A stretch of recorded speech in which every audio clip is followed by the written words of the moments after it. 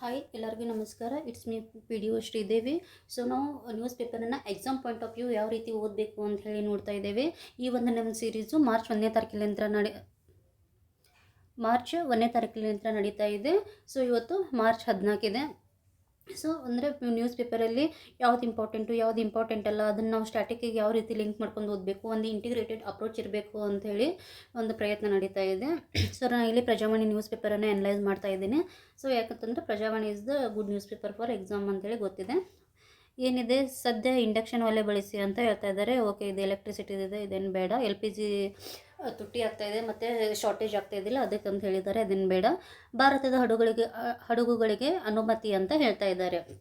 ಅಂದರೆ ಈ ಹಾರ್ಮೋಜ್ ಜಲಸಂಧಿ very very important. ಯಾರಿದು ಫಸ್ಟ್ ಟೈಮ್ ನೋಡ್ತಿರ್ತಾರಲ್ಲ ಈ ಸೀರೀಸ್, ಹೋಗಿ ನೀಟಾಗಿ ಹಾರ್ಮೋಜ್ ಜಲಸಂಧಿಯನ್ನು ಓದ್ಕೊಳ್ಳಿ. ಓಕೆ, ಆಮೇಲೆ ಏನಂತಂದರೆ ಈಗ ಓಕೆ, ಭಾರತದ ಫ್ಲಾಗ್ ಇರ್ತೈತಲ್ಲ, ಆ ಒಂದು ಹಡಗುಗಳಿಗೆ ಏನು ನಾವು ಅನುಮತಿ ನೀಡ್ತೇವೆ ಅಂಥೇಳಿ ಹೇಳ್ತಾ ಇದ್ದಾರೆ. ಓಕೆ, ಅದಾಯಿತು. ಇದು ಒಂದು ಇಂಪಾರ್ಟೆಂಟ್ ಇದೆ ನೋಡಿ, ಇಲ್ಲಿ ಆರ್ಥಿಕ ಸ್ಥಿರೀಕರಣ ನಿಧಿ ಏನು ಕ್ವಶನ್ ಆಗುವಂಥ ಚಾನ್ಸಸ್ ಇರುತ್ತೆ. ಇತ್ತೀಚೆಗೆ ಏನಪ್ಪ ಅಂತಂದರೆ ನಮ್ಮದು ಕೇಂದ್ರ ಸರ್ಕಾರ ಒಂದು ಆರ್ಥಿಕ ಸ್ಥಿರೀಕರಣ ನಿಧಿಯನ್ನು ಸ್ಥಾಪಿಸಿದೆ. ಇದು ಎದಕ್ಕೆ ಸಂಬಂಧಿಸಿದೆ ಮತ್ತು ಅದರದ್ದು ಅಮೌಂಟ್ ಎಷ್ಟು ಅಂತ ಹೇಳಿ ಗೊತ್ತಿರಬೇಕು. ಏನು ಅಂತಂದರೆ, ಇತ್ತೀಚಿನ ಬಿಕ್ಕಟ್ಟು ಮತ್ತು ಅನಿರೀಕ್ಷಿತವಾಗಿ ಬರಬಹುದಾದ ಜಾಗತಿಕ ಅಡೆತಡೆಗಳನ್ನು ಸಮರ್ಥವಾಗಿ ಎದುರಿಸಲು ಭಾರತಕ್ಕೆ ಇದು ಒಂದು ಫಂಡ್ ನೆರವಾಗ್ತದೆ ಅಂತ ಹೇಳ್ತಾರೆ. ಇದನ್ನು 1,00,000 ಕೋಟಿ ಮೊತ್ತದ ಆರ್ಥಿಕ ಸ್ಥಿರೀಕರಣ ನಿಧಿಯನ್ನು ಸ್ಥಾಪನೆ ಮಾಡಿದ್ದಾರೆ. ಅಂದರೆ ಈಗೇನಪ್ಪ ಅಂತಂದರೆ ಪಶ್ಚಿಮ ಏಷ್ಯಾ ಸಂಘರ್ಷವೂ ಸೇರಿದಂತೆ ಈಗ ಒಟ್ಟು ಜಾಗತಿಕವಾಗಿ ಎದುರಾಗುವ ಆರ್ಥಿಕ ಅಡೆತಡೆಗಳನ್ನು ಪರಿಣಾಮಕಾರಿಯಾಗಿ ಎದುರಿಸಲು 1,00,000 ಕೋಟಿ ಮೊತ್ತದ ಆರ್ಥಿಕ ಸ್ಥಿರೀಕರಣ ನಿಧಿಯನ್ನು ಏನು ಯೋಜನೆ ಸ್ಥಾಪಿಸಲಾಗಿದೆ ಅಂಥೇಳಿ ಗೊತ್ತಿರಲಿ. ಓಕೆ, ಗಲ್ಫ್ ಮೇಲೆ ಇರಾನ್ ದಾಳಿ. ಓಕೆ, ಕಮೆಂಟ್ ಸೆಕ್ಷನಲ್ಲಿ ಮೆನ್ಷನ್ ಮಾಡಿ ಗಲ್ಫ್ ರಾಷ್ಟ್ರಗಳು ಯಾವುವು ಅಂಥೇಳಿ. ಓಕೆ, ಇದೇನು ಬೇಡ. ಮುಟ್ಟಿನ ರಜೆ ನೀತಿ ಸುಪ್ರೀಂ ಕಳವಳ ಅಂತ ಹೇಳಿದ್ದಾರೆ. ಇತ್ತೀಚೆಗೆ ನಮ್ಮ ಕರ್ನಾಟಕ ಮಿನಿಸ್ಟ್ರಿಯಲ್ ಲೀವ್ ಪಾಲಿಸಿಯನ್ನು ಜಾರಿಗೆ ತೊಗೊಂಡು ಬಂದಿದೆ. ಸೊ ನೀವು ನನಗೆ ಹೇಳಿ, ಈ ಒಂದು ಎಷ್ಟು ವರ್ಷದ ಮಹಿಳೆಯರಿಗೆ ಈ ಒಂದು ಮಿನಿಸ್ಟ್ರಿಯಲ್ ಲೀವ್ ಪಾಲಿಸಿಯನ್ನು ಕರ್ನಾಟಕದಲ್ಲಿ ಕೊಡಲಾಗುತ್ತಿದೆ ಅಂಥೇಳಿ. Okay, very important. ಸೊ ಆ ಮಿನಿಸ್ಟ್ರಿಯಲ್ ಲೀವ್ ಪಾಲಿಸಿ ಆಫ್ ಕರ್ನಾಟಕವನ್ನು ಒಂದು ಸ್ವಲ್ಪ ನೀಟಾಗಿ ಓದ್ಕೊಳ್ಳಿ. ಮತ್ತು ನಾನು ಇದು ಶಾಂತಮಾರ್ಗದ ಒಂದು ಇದರಲ್ಲೇ ಯೂಟ್ಯೂಬ್ ಚಾನಲಲ್ಲಿ ಏನಪ್ಪ ಅಂತಂದರೆ ಒಂದು ಬ್ರೀಫಾಗಿ ಕ್ಲಾಸ್ ಮಾಡಿದ್ದೀನಿ, ಅದರ ಬಗ್ಗೆ ಹೋಗಿ ಒಂದು ಸ್ವಲ್ಪ ಅದನ್ನು ನೋಡ್ಕೊಳ್ಳಿ. ಇದೆಲ್ಲ ಏನು ಬೇಡ. ತಂಬಾಕು ದರ ಕುಸಿತ, ಬೆಂಕಿ ಹಚ್ಚಿ ಆಕ್ರೋಶ. ಇದು ಸೆಕೆಂಡ್ ಟೈಮ್ ಈ ಸದ್ದು ಬರುತ್ತಾ ಇರೋದು ಇದು ನ್ಯೂಸ್. ನಾನು ಲಾಸ್ಟ್ ಟೈಮ್ ಹೇಳಿದ್ದೆ ತಂಬಾಕು ಬೆಳೆಯಲು ಯಾವ ಒಂದು ಜಿಯೋಗ್ರಫಿಕಲ್ ಕಂಡೀಷನ್ಸ್ ಇರಬೇಕು ಅಂತ ನೋಡಿ. ಯಾವುದಾದ್ರೂ ಏನೋ ಇಂಪಾರ್ಟೆಂಟ್ ನಮ್ಮದು ಕ್ರಾಪ್ಸ್ ಇರ್ತಾವಲ್ಲ, ಸೊ ಅದರದ್ದೇ ನಾವು ಯಾವ ರೀತಿ ಸ್ಟಡಿ ಮಾಡಬೇಕು, ಮೇನ್ ಜಿಯೋಗ್ರಫಿಕಲ್ ಏನು ಕಂಡೀಷನ್ ಯಾವ ರೀತಿ ಬೇಕು ಅದಕ್ಕೆ, ಮತ್ತು ಹೈಯೆಸ್ಟ್ ಪ್ರೊಡ್ಯೂಸಿಂಗ್ ಸ್ಟೇಟ್ಸು, ಮತ್ತು ಅದರಲ್ಲಿ ಏನಾದ್ರೂ ವಿಧಗಳಿದ್ರೆ ವಿಧಗಳ ಬಗ್ಗೆ ತಿಳ್ಕೊಬೇಕು. ಓಕೆ, ನಮ್ಮದು ನಿಪ್ಪಾಣಿ ಎದಕ್ಕೆ ಫೇಮಸ್ ಐತೆ ಅಂತ ಹೇಳಿ ಮೆನ್ಷನ್ ಮಾಡಿ, ಮತ್ತು ಕರ್ನಾಟಕದಲ್ಲಿ ಯಾವ ಒಂದು ಏನು ವಿಧದ ತಂಬಾಕನ್ನು ಹೆಚ್ಚಾಗಿ ಬೆಳೆಯುತ್ತಾರೆ ಅಂಥೇಳಿ ಅದೊಂದು ಕಮೆಂಟ್ ಸೆಕ್ಷನಲ್ಲಿ ಮೆನ್ಷನ್ ಮಾಡಿ. ಹೋಗಿ ಟೊಬ್ಯಾಕೋ ಬಗ್ಗೆ ಏನಪ್ಪ ಅಂತಂದರೆ ನೀಟಾಗಿ ಒಂದು ಸ್ವಲ್ಪ ಓದಿ. ಕಾರವಾರ ಬಂದರಿಗೆ ಬಂತು UAE ಬಿಟುಮಿನ್ ನೌಕೆ. ಇದು ನೋಡಿ ಬಿಟುಮಿನ್, ಇದು ಏನಪ್ಪ ಅಂತಂದರೆ ಇದು ಸೆಕೆಂಡ್ ಟೈಮ್ ಬರ್ತಾ ಇದೆ. ಏನು ಇದು ಬಿಟುಮಿನ್ ಅಂತಂದರೆ ಲಾಸ್ಟ್ ಟೈಮ್ನು ಹೇಳಿದ್ದೆ, it is A black substance derived from the petrol ಅಂತ ಹೇಳಿ. ಓಕೆ, ಇದಕ್ಕೆ ಆಸ್ಪಾಲ್ಟ್ ಅಂತ ಹೇಳೋನು ಕರೀತಾರೆ. ಇನ್ನೊಂದು ಹೆಸರು ಯಾವುದು ಇದಕ್ಕೆ, ಆಸ್ಪಾಲ್ಟ್. ಓಕೆ, ಇದ್ರದ್ದು ಯೂಸಸ್ ಏನು ಅಂತ ಹೇಳಿದ್ದೆ, ಮತ್ತು ಅದ್ರ ಬಗ್ಗೆ ಬ್ರೀಫಾಗಿ ಓದಿ ಅಂತ ಹೇಳಿದ್ದೆ. So what is the uses of bitumen ಅಂತ ಹೇಳಿ ಕಮೆಂಟ್ ಸೆಕ್ಷನಲ್ಲಿ ಮೆನ್ಷನ್ ಮಾಡಿ.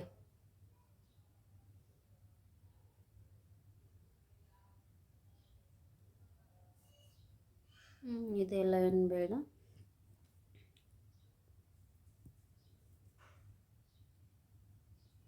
ಇದೆಲ್ಲ ಲೋಕಲ್ ನ್ಯೂಸ್, ಇದೆಲ್ಲ ಏನು ಬೇಡ.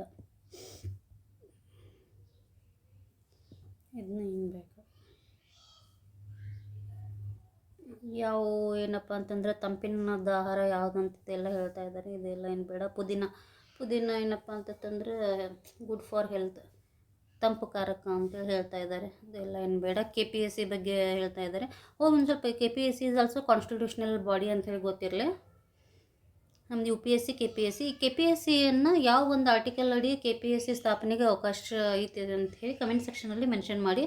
ಮತ್ತು ಈ KPSC Karnataka public service commission ಬಗ್ಗೆ ಒಂದು ಸ್ವಲ್ಪ ನೀಟಾಗಿ ಓದ್ಕೊಳ್ಳಿ.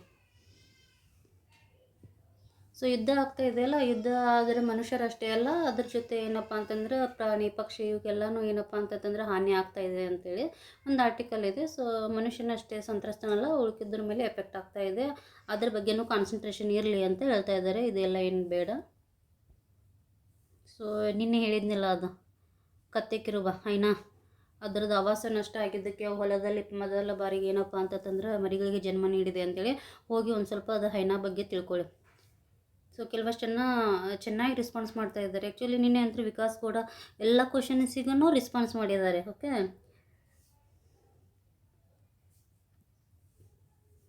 ಸೊ ಎಷ್ಟು ಜನ ನೋಡ್ತಿರ್ತಿರಲ್ಲ, ಮಾಡಿ ಅಟ್ಲೀಸ್ಟ್ ಒಂದಾದರೂ ಮಾಡಿ. ಬಾಲೇಂದ್ರ ಶಾ ಇಂಪಾರ್ಟೆಂಟ್ ಆಗುತ್ತೆ. ಇತ್ತೀಚೆಗೆ ಏನಪ್ಪ ಅಂತಂದರೆ ನೇಪಾಳದಲ್ಲಿ ಆಯ್ಕೆಯಾದ ಒಂದು ಏನು ಪ್ರಧಾನಮಂತ್ರಿ ಯಾರು ಅಂತ ಕೇಳ್ಬೋದು, ಬಾಲೇಂದ್ರ ಶಾ. ಅವ್ರ ಪಕ್ಷ ಯಾವುದು ಅಂತ ಕೇಳ್ಬೋದು. ಅವ್ರ ಪಕ್ಷ ಎಲ್ಲಿ ಯಾವುದಿದೆ ಅಂತಂದರೆ ರಾಷ್ಟ್ರೀಯ ಸ್ವತಂತ್ರ ಪಕ್ಷ ಅಂತೇಳಿ ಗೊತ್ತಿರಲಿ, ಆ ಒಂದಕ್ಕೆ ಸೇರಿದ್ದಾರೆ.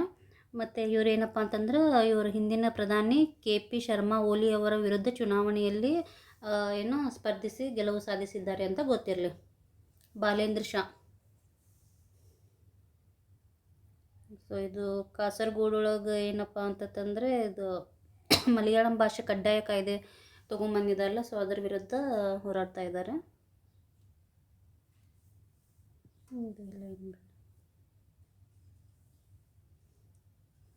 ಸೊ ಇದು ಏನಪ್ಪ ಅಂತಂದ್ರೆ ಪ್ರಶ್ನೆಗಾಗಿ ಲಂಚ ಅಂತೇಳಿ, ಅಂದರೆ ಇಲ್ಲಿ ನಮ್ಮದೆಲ್ಲ ಗೊತ್ತಿದೆ. ಸಂಸತ್ನಲ್ಲಿ ಏನೋ MLA ಇರ್ಬೋದು, ಅಥವಾ ಈ ಕಡೆ ಸಂಸತ್ ಅಂತಂದರೆ MP ಬರ್ತಾರೆ, ಇಲ್ಲ ಅಂತಂದರೆ ನಮ್ಮ ಕರ್ನಾಟಕದಲ್ಲಿ MLA ಅಂತ ಕರಿತೀವಲ್ಲ, ಅವ್ರಿಗೆ ಪ್ರಶ್ನೆಗಳನ್ನು ಕೇಳುವಂಥ ಅವಕಾಶ ಇರುತ್ತೆ. ಅದು ಏನಪ್ಪ ಅಂತಂದರೆ ಜನರ ಹಿತಕ್ಕಾಗಿ ಅಥವಾ ತಮ್ಮ ಮತಕ್ಷೇತ್ರದ ಹಿತಕ್ಕಾಗಿ ಏನಪ್ಪ ಅಂತಂದರೆ ಕೇಳುವಂಥ ಅವಕಾಶ ಇರುತ್ತೆ. ಸೊ ಇವ್ರು ಏನೋ ಒಂದು ಸ್ವಲ್ಪ ಏನೋ ಲಂಚಕ್ಕಾಗಿ ಪ್ರಶ್ನೆ ಕೇಳಿದ್ದಾರೆ ಅಂಥೇಳಿ ಅದು ಇಶ್ಯೂ ಆಗಿತ್ತು. ಸೊ ನಾನು ಹೇಳಿದೆ ವೆರಿ ಇಂಪಾರ್ಟೆಂಟ್ ಆಗುತ್ತೆ. ಸ್ಟಾರ್ಟ್ ಕ್ವಶನ್ ಅಂತಂದ್ರೆ ಏನು, ಅನ್ಸ್ಟಾರ್ಟ್ ಕ್ವಶನ್ ಅಂತಂದರೆ ಏನು, ಮತ್ತು ಇದು ಚುಕ್ಕೆ ಸಹಿತ ಇದು ಚುಕ್ಕೆ ಗುರುತಿನ ಪ್ರಶ್ನೆಗಳಿಗೆ ಓರಲ್ ಆಗಿ ರೆಸ್ಪಾನ್ಸ್ ಮಾಡ್ತಾರೆ ಅಥವಾ ರಿಟರ್ನ್ ಆಗಿ ರೆಸ್ಪಾನ್ಸ್ ಮಾಡ್ತಾರೆ ಅಂಥೇಳಿ ಸೊ ಕಮೆಂಟ್ ಸೆಕ್ಷನಲ್ಲಿ ಮೆನ್ಷನ್ ಮಾಡಿ. ನಾವು ಮೊನ್ನೆ ಕೇಳಿದ್ದೆ, ಬಟ್ ಯಾರೂ ಮೆನ್ಷನ್ ಮಾಡಿಲ್ಲ. ಹೋಗಿ ಅದನ್ನು ನೀಟಾಗಿ ಓದ್ಕೊಳ್ಳಿ, ಇದನ್ನು, ಈ ಕಾನ್ಸೆಪ್ಟನ್ನು. ಇದೆಲ್ಲ ಏನು ಬೇಡ.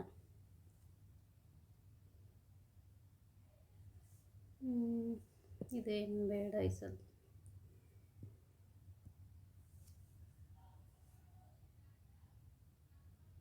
ಸೊ ಎಲ್ಲರೂ ಆ್ಯಕ್ಟಿವ್ ಆಗಿ ಅಟ್ಲೀಸ್ಟ್ ಒಂದೊಂದೊಂದು ಕ್ವಶನ್ಗಾದರೂ ರೆಸ್ಪಾನ್ಸ್ ಮಾಡಿದರೆ ಹೆಲ್ಪ್ ಆಗುತ್ತೆ. ಸೊ ಮಾಲಿನ್ಯ ನಿಯಂತ್ರಣ ಮಂಡಳಿ ಅಧ್ಯಕ್ಷ ಇದವರಿಗೇನು ಆಗ್ರಹ ಮಾಡ್ತಾ ಇದ್ದಾರೆ, ಇಲ್ಲಿ ಕೊಪ್ಪಳದಲ್ಲಿ ಕಾರ್ಖಾನೆಯಲ್ಲಿ ಅಂತ ನಮ್ಗೆ ಪ್ರಾಬ್ಲಮ್ ಆಗ್ತಾಯಿದೆ, ಸೊ ಅದನ್ನು ಸ್ಟಾಪ್ ಮಾಡಿ ಅಂತೇಳಿ. ಸೊ ನೀವು ಹೋಗಿಬಿಟ್ಟು ಈ ನಮ್ಮದು ಮಾಲಿನ್ಯ ನಿಯಂತ್ರಣ ಮಂಡಳಿ ಬಗ್ಗೆ ಓದ್ಕೊಳ್ಳಿ. ಎಸ್ಪೆಷಲಿ ಅಂತಂತಂದ್ರೆ ನಮ್ಮದು ಸೆಂಟ್ರಲ್ ಪೊಲ್ಯೂಷನ್ ಕಂಟ್ರೋಲ್ ಬೋರ್ಡ್ ಇದೆಯಲ್ಲ, ಅದ್ರ ಬಗ್ಗೆ ಒಂದು ಸ್ವಲ್ಪ ನೀಟಾಗಿ ತಿಳ್ಕೊಳ್ಳಿ. ವೆರಿ ಇಂಪಾರ್ಟೆಂಟ್ ಕಾನ್ಸೆಪ್ಟ್ ಆಗುತ್ತೆ. ಆಲ್ರೆಡಿ ಅದ್ರ ಮೇಲೆ ಕ್ವಶನ್ಸ್ ಆಗಿದೆ.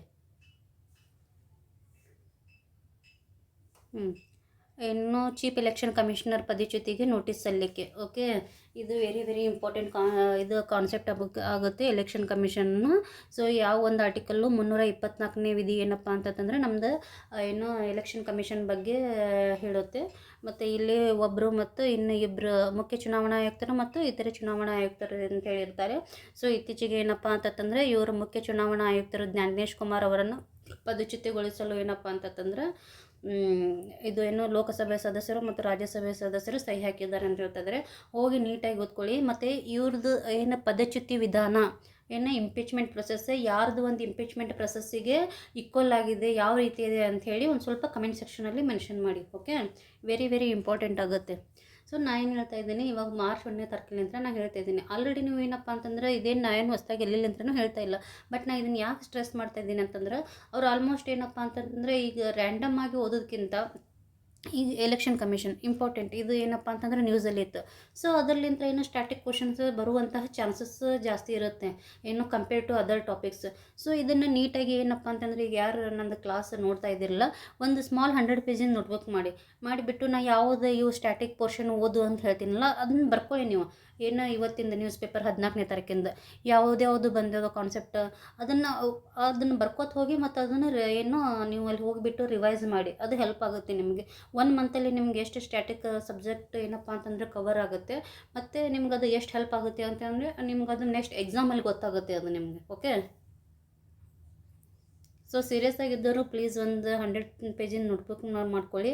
ಏನಪ್ಪ ಅಂತಂದರೆ ಇವು ಏನು ಸ್ಟ್ಯಾಟಿಕ್ ಪೋರ್ಷನ್ ಬರ್ತಾವಲ್ಲ ಅದು ಯಾವ ಹೇಳ್ತಾ ಇದ್ದಾರೆ ಅಂತ ಹೇಳಿ ಅದನ್ನು ಒಂದೊಂದು ವರ್ಡ್ ನೆನಪು ಮಾಡ್ಕೊ. ಈಗ ಗವರ್ನರ್ ಬಂದರು, ಮತ್ತು ಮೊನ್ನೆ ಲೋಕಸಭಾ ಸ್ಪೀಕರ್ ಬಂತು, ರಾಜ್ಯಸಭೆ ಬಂತು, CEC ಬಂತು. ಫಸ್ಟ್ ಪ್ರಿಫರೆನ್ಸ್ ನೀವು ಇದಕ್ಕೆ ಕೊಡಬೇಕು. ಸೊ ಕರೆಂಟ್ ಅಫೇರ್ಸ್ ಜೊತೆಗೆ ಓದೋದು ಅಂತಂದ್ರೆ ಇದೇ ಸ್ಟ್ಯಾಟಿಕ್ ಸಬ್ಜೆಕ್ಟ್. ಫಸ್ಟ್ ಪ್ರಿಫರೆನ್ಸ್ ಇದಕ್ಕೆ ಕೊಟ್ಟು ರಿಮೈನಿಂಗ್ ಓದ್ಕೊಳ್ಳಿ. ಓಕೆ, ಇಲ್ಲಿ ಮಮತಾ ಬ್ಯಾನರ್ಜಿ ಅವರು ಹೇಳಿದ್ದಾರೆ. ಇತ್ತೀಚೆಗೆ ನಮ್ಮದು ಕ್ಲಾಸಲ್ಲಿ ಹೇಳಿದ್ದೆ, ನಮ್ಮದು ಪಶ್ಚಿಮ ಬಂಗಾಳ ಸರ್ಕಾರ ಯುವ ಸಾಥಿ ಎಂಬ ಯೋಜನೆಯನ್ನು ಜಾರಿಗೆ ತೊಗೊಂಡು ಬಂದಿದೆ. ಸೊ ಯುವ ಸಾಥಿ ಯೋಜನೆ ಎದಕ್ಕೆ ಸಂಬಂಧಪಟ್ಟಿದೆ ಅಂತೇಳಿ ಇನ್ನು ಕಮೆಂಟ್ ಮಾಡಿ.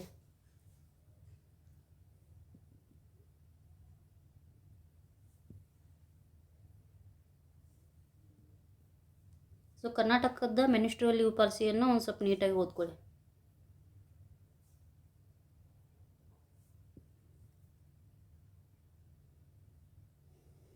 ಸೊ ಒನ್ಸ್ ಅಗೇನ್ ಷೇರುಪೇಟೆ ಬಗ್ಗೆ ಹೇಳ್ತಾ ಇದ್ದಾರೆ. ಏನು ನಮ್ಮದು ಸ್ಟಾಕ್ ಮಾರ್ಕೆಟು ಕರಡಿ ಕುಣಿತ ಆಗ್ತಾ ಇದೆ ಅಂತ ಹೇಳಿದ್ರೆ, ಕರಡಿ ಅಂತಂದ್ರೆ ಅದು ಏನು ಷೇರು ಮಾರುಕಟ್ಟೆ ಕುಸಿತಾ ಇದ್ದರೆ ಅದಕ್ಕೆ ಕರಡಿ ಕುಣಿತ ಅಂತ ಕರೀತಾರೆ. ಏರುಗತಿಯಲ್ಲಿತ್ತು ಅಂತಂದರೆ ಅದಕ್ಕೆ ಬುಲ್ ಅಂತ ಕರೀತಾರೆ ಅಂಥೇಳಿ ಹೇಳ್ತಾ ಇದ್ದೀನಿ. ಸೊ ಯಾರು ಬಿಗ್ನರ್ಸ್ ಇದ್ದೀರಿ ಒಂದು ಸ್ವಲ್ಪ ನೀಟಾಗಿ ಓದ್ಕೊಳ್ಳಿ. ಓಕೆ, ಗೊತ್ತಿರಲಿ ಟರ್ಮ್ಸ್ ಕರಡಿ ಮತ್ತು ಗೂಳಿ. GDP ನಿರೀಕ್ಷೆ ಅಂತ ಹೇಳ್ತಾ ಇದ್ದಾರೆ 7.5 PH ಅಂತೇಳಿ. ಸೊ ಇಲ್ಲಿ ನಮ್ಮ GDP ಕಾನ್ಸೆಪ್ಟ್ ವೆರಿ ಇಂಪಾರ್ಟೆಂಟ್ ಆಗುತ್ತೆ. ಅಂತಂದರೆ ಗ್ರಾಸ್ ಡೊಮೆಸ್ಟಿಕ್ ಪ್ರೊಡಕ್ಟ್ ಅಂಥೇಳಿ. ಸೊ ಇದು ಒಂದು ಆರ್ಥಿಕ ವರ್ಷದಲ್ಲಿ ನಮ್ಮ ದೇಶದಲ್ಲಿ ಉತ್ಪಾದನೆ ಆಗುವ ಒಟ್ಟು ಸರಕು ಮತ್ತು ಸೇವೆಗಳ ಮೌಲ್ಯ ಅಂತ ಕರುತ್ತೆ. ಅವು ಗೂಡ್ಸ್ ಮತ್ತು ಸರ್ವಿಸ್ ಎರಡೂ ಬರುತ್ತೆ. ಸೊ ಅದನ್ನು ಒಂದು ಸ್ವಲ್ಪ ನೀಟಾಗಿ ಓದ್ಕೊಳ್ಳಿ. GDPಗೂ ಮತ್ತು GNPಗೂ ಏನು ಒಂದು ವ್ಯತ್ಯಾಸ ಇದೆ, ಮತ್ತು ಇದನ್ನು GDPಯನ್ನು ಯಾರು ಕ್ಯಾಲ್ಕುಲೇಷನ್ ಮಾಡ್ತಾರೆ, ನಮ್ಮದು ನ್ಯಾಷನಲ್ ಸ್ಟ್ಯಾಟಿಸ್ಟಿಕಲ್ ಆಫೀಸ್ ಮಾಡುತ್ತೆ. ಮತ್ತು ಇದು ಯಾವುದು ಒಂದು ಮಿನಿಸ್ಟ್ರಿ ಅಡಿಯಲ್ಲಿ ಬರುತ್ತೆ ಅಂತ ಗೊತ್ತಿರಬೇಕು. ಮತ್ತು ಇದಕ್ಕೆ ಬೇಸ್ ಏನು ಇಯರ್ ಯಾವುದಿದೆ ಅಂತಂದರೆ 22, 23. ಏನು ಬೇಸ್ ಇಯರ್ ಅಂತಂದ್ರೆ ಪರ್ ಬಿಗ್ನರ್ಸಿಗೆ ಗೊತ್ತಿರೋಂಗಿಲ್ಲ. ಅಂದರೆ 22, 23ರದ ಅಂಕಿಅಂಶಗಳನ್ನು ಆಧರಿಸಿ ಈ ವರ್ಷದ್ದೇನಪ್ಪ ಅಂತಂದರೆ ಕ್ಯಾಲ್ಕುಲೇಷನ್ ಮಾಡ್ತಾರೆ. ಓಕೆ, ಇದು ಗೊತ್ತಿರಲಿ. ಸೊ ನೀಟಾಗಿ ಓದ್ಕೊಳ್ಳಿ. NSO ನ್ಯಾಷನಲ್ ಸ್ಟ್ಯಾಟಿಸ್ಟಿಕಲ್ ಆಫೀಸ್ ಯಾವ ಒಂದು ಮಿನಿಸ್ಟ್ರಿ ಅಡಿ ಬರ್ತದೆ ಅಂತೇಳಿ ಕಮೆಂಟ್ ಸೆಕ್ಷನಲ್ಲಿ ಮೆನ್ಷನ್ ಮಾಡಿ.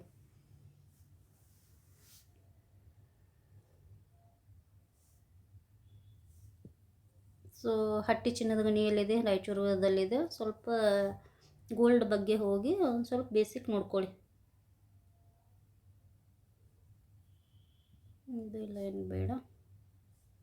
ಸೊ ಇರಾನಿನ ರಾಜಧಾನಿ ಟೆಹರಾನ್ ಮೇಲೆ ದಾಳಿ ಆಗಿದೆ ಅಂತ ಹೇಳ್ತಾ ಇದ್ದಾರೆ. ಇದು ಒಂದು ಸ್ವಲ್ಪ ಈ ಕುದ್ಸ್ ದಿನ ಅಂತೇಳಿ ಹೇಳ್ತಾ ಇದ್ದಾರೆ. ಇದೊಂದು ಸ್ವಲ್ಪ ಟರ್ಮ್ ಗೊತ್ತಿರಲಿ. ಏನು ಕುದ್ಸ್ ದಿನ ಅಂತಂದ್ರೆ ರಂಜಾನ್ ತಿಂಗಳ ಕೊನೆಯ ಶುಕ್ರವಾರದಂದು ನಡೆಯುವ ಕಾರ್ಯಕ್ರಮ ಅಂತೇಳಿ ಗೊತ್ತಿರಲಿ. ಇದೊಂದು ಕುದ್ಸ್ ದಿನ.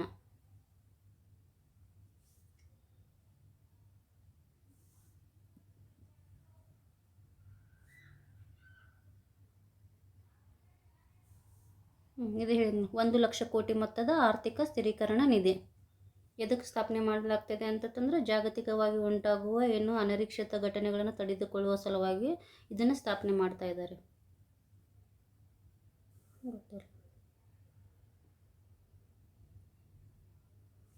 ಸೊ ಇದೆಲ್ಲ ಬೇಡ. ತಂಬಾಕು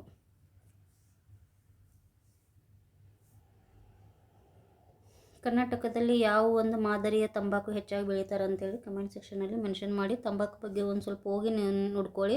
ಮತ್ತು ಕರ್ನಾಟಕದಲ್ಲಿ ತಂಬಾಕು ಬೆಳೆಯುವಂತಹ ಪ್ರಮುಖ ಪ್ರದೇಶಗಳು ಯಾವುವು ಅಂತೇಳಿ ಗೊತ್ತಿರಲಿ ನಿಮ್ಗೆ. ಇದು ಕಂಟಿನ್ಯೂಸ್ ಒಂದು ಸ್ವಲ್ಪ ನ್ಯೂಸ್ನಲ್ಲಿ ಐತೆ ಟೊಬ್ಯಾಕೊ. ಇದೆಲ್ಲ ಏನು ಬೇಡ.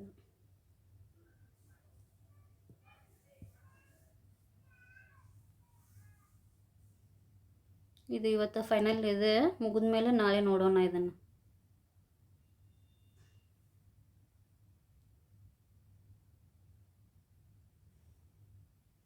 ಸೊ ದಯವಿಟ್ಟು ಹೋಗಿ ಯಾವ ಸ್ಟ್ಯಾಟಿಕ್ಸ್ ಸಬ್ಜೆಕ್ಟ್ ಬಂದಿದ್ದಾವಲ್ಲ ದಯವಿಟ್ಟು ಹೋಗಿ ಎಲ್ಲರೂ ಏನಪ್ಪ ಅಂತಂದ್ರೆ 1 ಅವರ್ ಅಥವಾ ನಿಮ್ಮ ಏನೋ ಕೆಪಾಸಿಟಿ ಮೇಲೆ ಹೋಗುತ್ತೆ ಅದು. ಸೊ ಅಲ್ಲಿ ಕೊಟ್ಟು ನೀವು ಒಂದು ಸ್ವಲ್ಪ ಇದು ಮಾಡಿದರೆ ಈಗ ನೋಡಿ GDP ಇದು ಎಕನಾಮಿಕ್ಸ್ ಬತ್ತು, ಏನು ಸೆಂಟ್ರಲ್ ಎಲೆಕ್ಷನ್ ಇದು ಚೀಫ್ ಎಲೆಕ್ಷನ್ ಕಮಿಷನ್ ಬಗ್ಗೆ ಹೋಗಿ ಓದ್ಕೊಳ್ಳಿ. ಮತ್ತು ಇದು ತಂಬಾಕು ನಿನ್ನೆ ಕಾಪಿ ಹೇಳಿದ್ದೆ, ಮತ್ತು ಮೊನ್ನೆ ಯಾವುದೋ ಒಂದು ಬೆಳೆಗಳ ಬಗ್ಗೆ ಹೇಳಿದ್ದೆ. ಸೊ ಅದು ಏನಪ್ಪ ಅಂತಂದರೆ ನಿಮ್ಗೆ ಡೈಲಿ ಓದ್ತಾ ಅಂದರೆ ಈಗ ಒಮ್ಮೆ ಓದ್ತಾ ಇದ್ದರೆ ಅದು ನಮ್ಮ ತಲೆಯಲ್ಲಿ ಅಷ್ಟು ಹೋಗಂಗಿಲ್ಲ, ಅದು ಕನ್ಫ್ಯೂಷನ್ ಆಗುತ್ತೆ. ಓಕೆ, ನೀನೋ ಬಗ್ಗೆ ಹೇಳಿದ್ದೆ, ವೆರಿ ಇಂಪಾರ್ಟೆಂಟ್ ಕಾನ್ಸೆಪ್ಟ್ ಆಗ್ತವೆ. ಸೊ ನೀಟಾಗಿ ನೀವು ಏನಪ್ಪ ಅಂತಂದರೆ ಸೀರಿಯಸ್ ಆಗಿರೋರು ಡೈಲಿ ನ್ಯೂಸ್ ಪೇಪರಲ್ಲಿ ಯಾವ ಸ್ಟ್ಯಾಟಿಕ್ ಸಬ್ಜೆಕ್ಟ್ ಬರ್ತದಲ್ಲ ಅದನ್ನು ಪಾಯಿಂಟ್ ಮಾಡಿ, ಇವತ್ತಿದು ಬಂತು ಹೋಗಿ ನೀಟಾಗಿ ಓದ್ಕೊಳ್ಳಿ. ಮತ್ತು ಒಂದು ವಾರ ಆದಮೇಲೆ ಅವ್ರ ಟಾಪಿಕ್ಸ್ ಎಲ್ಲ ರಿವಿಷನ್ ಮಾಡಿ, ಇದು ನಿಮ್ಗೆ ಹೆಲ್ಪ್ ಆಗುತ್ತೆ. ಓಕೆ, ಮತ್ತು ಎಲ್ಲರೂ ಯಾರು ಕ್ಲಾಸ್ ನೋಡ್ತಾ ಇದ್ದೀರಲ್ಲ ಕಮೆಂಟ್ ಮಾಡಿ. Okay, thank you one and all.